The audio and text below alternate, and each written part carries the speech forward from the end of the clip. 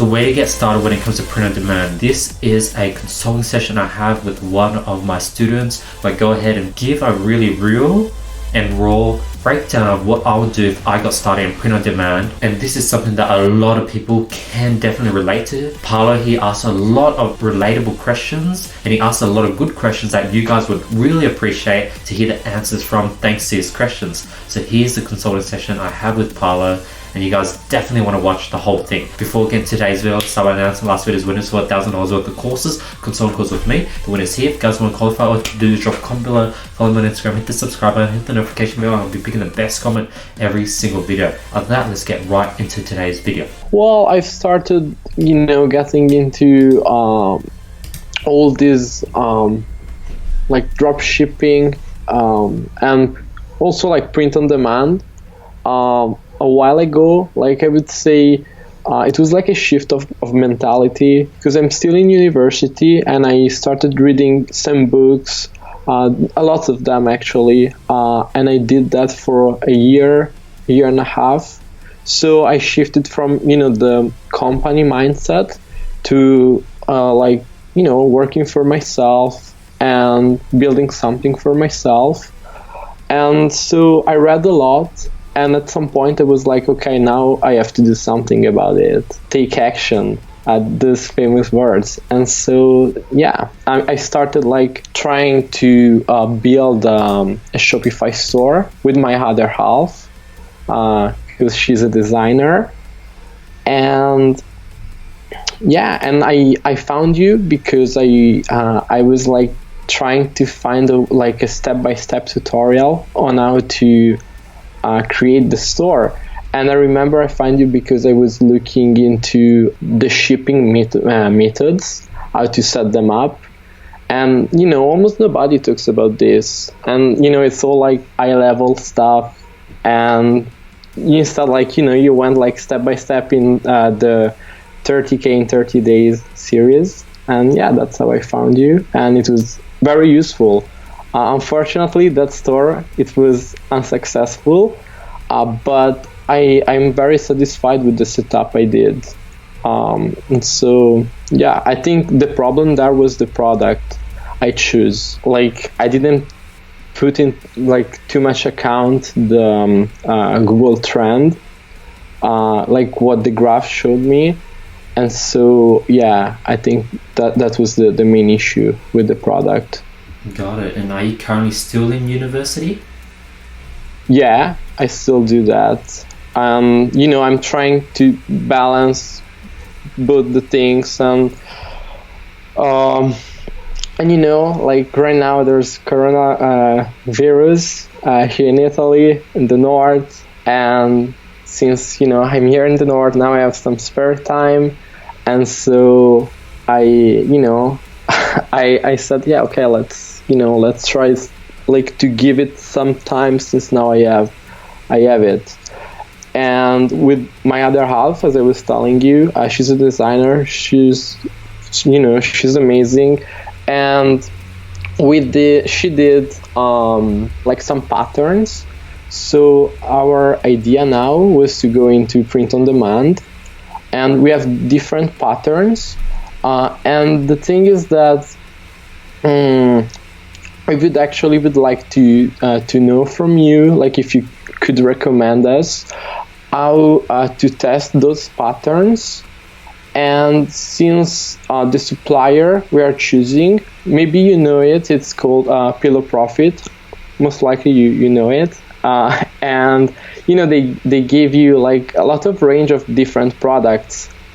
And so we would like a suggestion of yours, what you think we should go for, like as a product, and how to test those patterns, which platform you recommend is the best for doing that. Awesome. So when it comes to print on demand, I think the biggest mistake most people do is they go ahead and try to do a shirt, a pillow, a ring, a necklace, a hoodie, a blanket. And they just keep jumping between all these different products. If you really want to master print on demand, you want to focus on one product, whether it's a shirt, a hoodie, a crew neck, a necklace, a watch. You want to focus on one. And that's the best way for mastery, because when you sort of focus on something like a watch, you can really, after you do say 10 designs, you really learn how creative you can be with the sort of circle format, how creative you can get with the this timer, the 1, 2, 3, 4, 5 all the way to 12 p.m. You can get very creative with it, and that only happens after you create 20 plus designs with one product.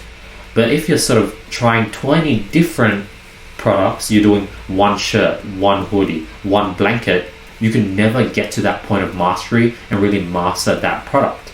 So that's the first tip.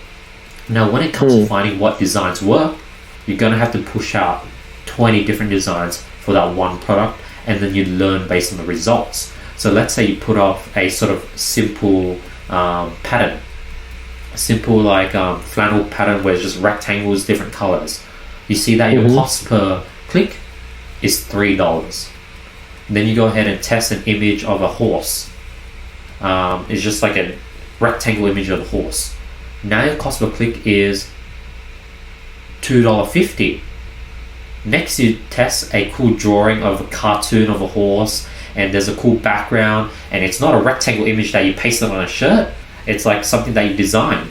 Now the cost per click went down to $1.50. That's sort of how you learn if you're going in the right direction. So that's why you have to test 20 different designs for one product to learn what would work, and that's sort of the best sort of overall blueprint for print on demand. And on top of that, if you want to do well in print on demand, you have to stick to print on demand.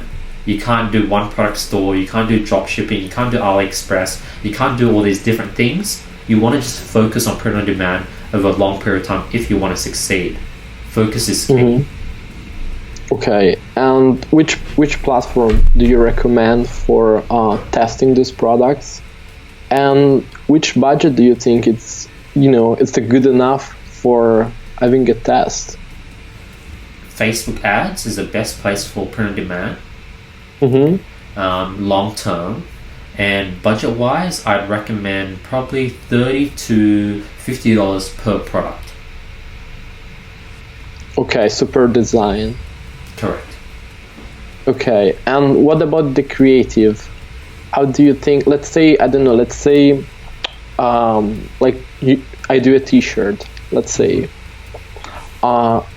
How do you think it's best to advertise it? Like, because I don't think that just putting like an image of somebody with a T-shirt, it's enough, or you think it is?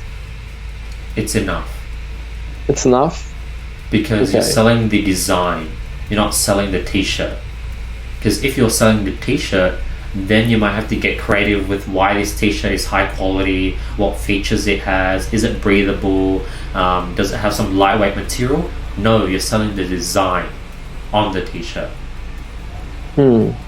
I see.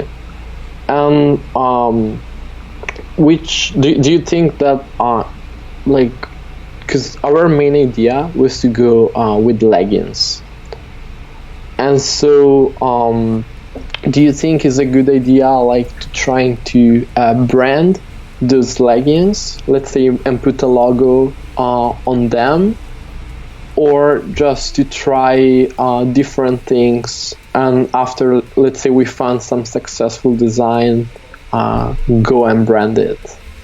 The second option, because right now, if you brand it, you're giving a massive cut to your print on demand sort of company. In this case, it's Pillar Profits.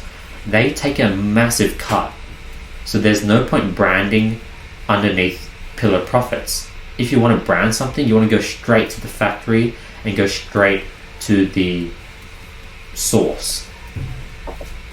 Yeah, no, but I meant branding, we do our own brand, and let's say we print it on the design.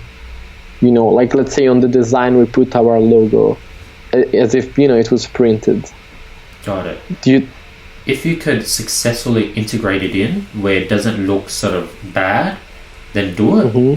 Most of the time, if you put a rectangle logo of your brand logo, or you put in some watermark on your leggings, it's not going to look nice and it's going to reduce your conversion rate. Okay, got it. And okay, and what do you think instead about like, do you have any recommendations for like some mockups that we could use that could be like a bit different from the ones that people are generally using, but maybe without spending money, like something for free? Do you have something like that, some sources? Can you repeat that again? Do I have any all caps? I couldn't get that. Mockups, like Mockups? yeah, it's like so it's like when you have a product and you want like to put your design on it, and it's like basically it's like a template where you could just drag and drop your design, and you don't have like to do everything again over and over again. You can just put the design, and for every design you have, you can put the design and it looks good on the t-shirt, let's say, if it's the t-shirt or the leggings. Yeah, so when it comes to that, I would go ahead and create it on my own. So if the print on demand company, let's say Pillar Profits, for their shirts, they need an image that is 400 by 300. Then I have this template on Photoshop that is 400 by 300. And then every time I have a design, I drag the image onto that template, that background, crop it to size, and that's my design. So it's pretty straightforward, just like that. Okay. What do you think about, like, do you think like it's better like to advertise only on one platform, or trying even different ones? Let's say just one platform. Yeah. Okay, so you think it's the best thing would be like just to open a Shopify store and advertise on that store the different designs, rather than, I don't know, because I also was thinking maybe I could like try to upload these designs on Etsy, for instance, or eBay, and it would be like kind of free traffic. And like for Etsy, you have like, it's like 20 cents per design, like per product you upload. But after that, like it's like you just wait and see how it goes. How do you feel about this? Yeah, what do you think it's the better definitely like strategy? those routes, and I'll just focus on that. If you're going down the Etsy route, just focus on Etsy. If you're going down the eBay route, you just focus on eBay.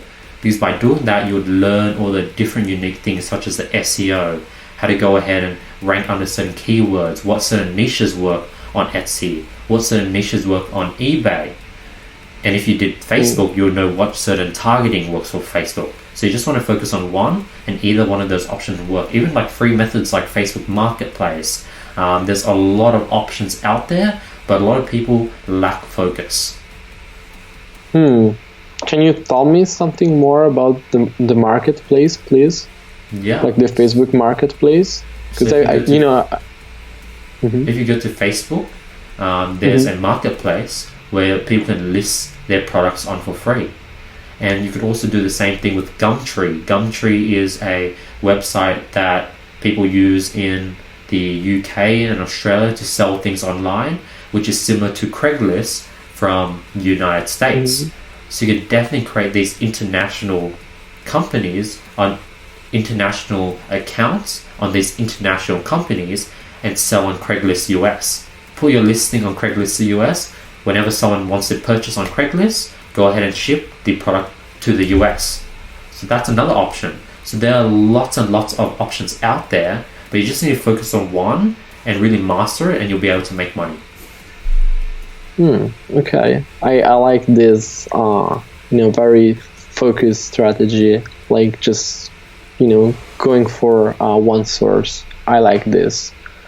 And do you feel that I don't know, if you would like do leggings, what do you feel like would be a good niche? Like, you think we should like fitness?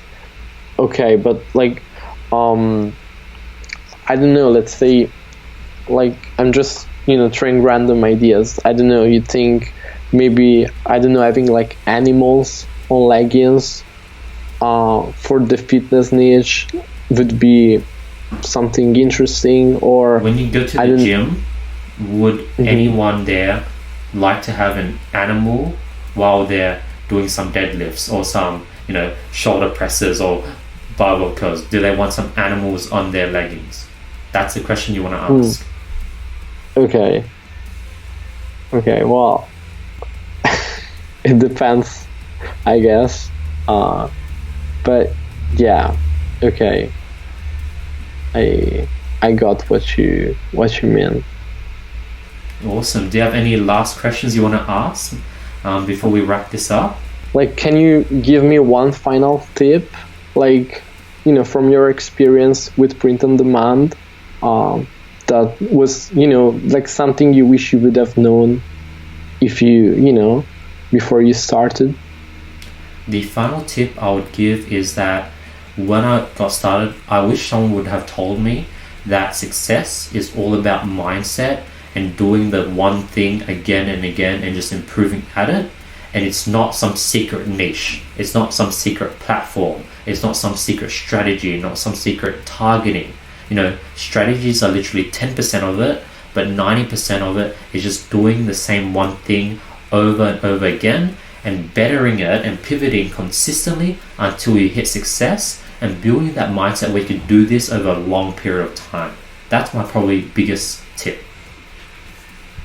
Okay. Thank you, Andy. Yeah, thank you so much for that. And I wanted to tell you that, I mean, man, you rock, Andy. It's like, you're